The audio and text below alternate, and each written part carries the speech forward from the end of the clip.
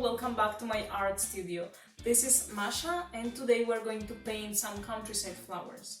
This may sound like very complicated, but actually it is very simple, okay? So let's have a look at the materials. We will need watercolor paper, a regular pen, watercolors, water, paper and 2 brushes. I am going to use these ones because they have a thin tip and they will make our lines more accurate. So let's start! We will begin with the bigger brush to make the main shapes of the flowers. For this, I will wet my brush just a little and make sure I am taking a generous amount of paint. We call this dry technique because we try to use as less water as possible. I am going to place the first flower here, a bit like the shape of a fan, always starting each petal from the center and letting my hand go without putting pressure when arriving to the edges. I will do the same with the other 2 flowers, but I will use different colors. Don't make the first flower extremely big, because then you will be in a lack of space for the rest of the flowers. I have chosen different tonalities of blue and purple, but you can use any other colors if you like. Always from the center to the edges. Now I am going to use the small brush to make the stems, as I need really thin lines. It doesn't matter how you draw the stems as long as you make them thin, because they will look more delicate.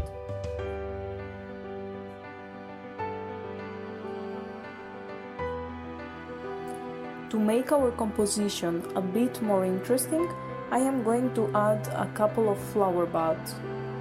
Again, using just a little quantity of water. I am going to draw a circular green shape. And on the top of the ball, I am going to add some little spikes.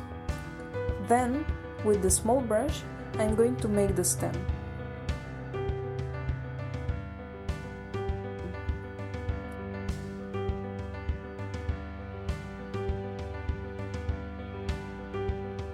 The same with the second bud. It is not important if your shapes are not perfect. The idea of this type of painting is to make something creative and not necessarily very realistic. These flowers could represent poppies, anemones or any other countryside flower. Alright, so we let it all dry and then we add the final touch, which consists in some strokes with a pen. I am going to use blue, but you can use black or green if you prefer.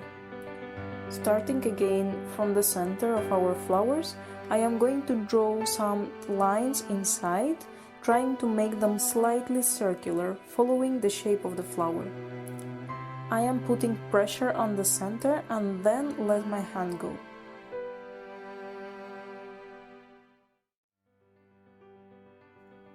I am also going to mark a little the stems and the buds.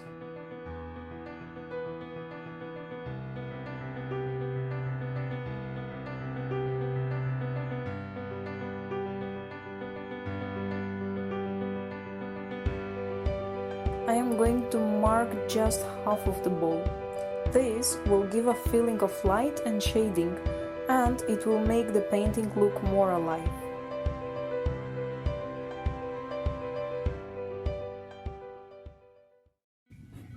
Knowing how to paint flowers is very useful because it's something that most of the people like, and you can always make a nice present for a birthday, for Mother's Day or for any other special occasion. Actually, you can make your drawing a little bit smaller if you wish, and this way it will look more like a card. Okay? So, hope you enjoyed my little video. Please leave your comments. If you liked it, subscribe. And well, thanks for watching. Bye!